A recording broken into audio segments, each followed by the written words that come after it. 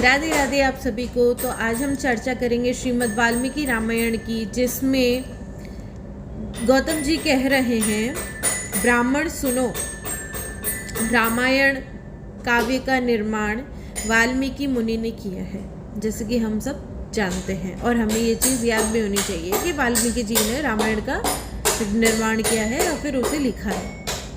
जिन भगवान श्री राम ने अवतार ग्रहण करके रावण आदि राक्षसों का संहार किया और देवताओं का कार्य संवारा था, उन्हीं के चरित्र का रामायण काव्य में वर्णन है। तुम उसी का श्रवण करो।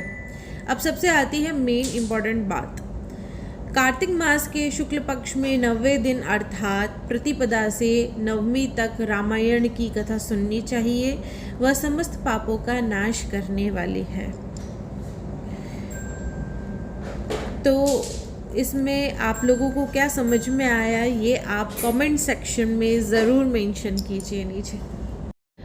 राधे राधे आप सभी को। आज हम बात करेंगे कि श्रीमद् वाल्मीकि रामायण में कलयुग के बारे में क्या लिखा हुआ है।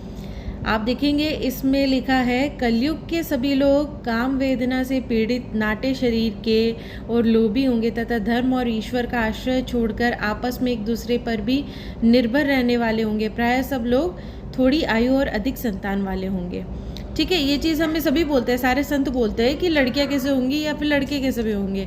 उसके बाद में आप क्या देखते हैं, विशेष बात क्या है, उत्तम कुल की स्त्रियां भी पुरुषों के निकट ओछी बातें करने वाली होंगी, कठोर और असत्य बोलेंगी तथा शरीर को शुद्ध और सुसंस्कृत बनाए रखने के लिए सद्गुणों से वंचित होंगी।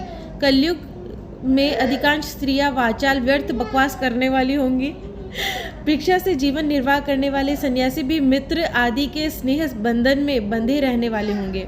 वे भोजन के लिए चिंतित होने के कारण लोभवश शिष्यों का संग्रह करेंगे। स्त्रियां दोनों हाथों से सिर खुजलाती हुई गृहपति की आज्ञा का जानबूझकर उल्लंघन करेंगी। ओके, जब ब्राह्मण पाखंडी लोगों के साथ रहकर पाखंडपूर्ण बातें करने लगेंगे, तब जानना चाहिए कि कलयुग खूब बढ़ गया है।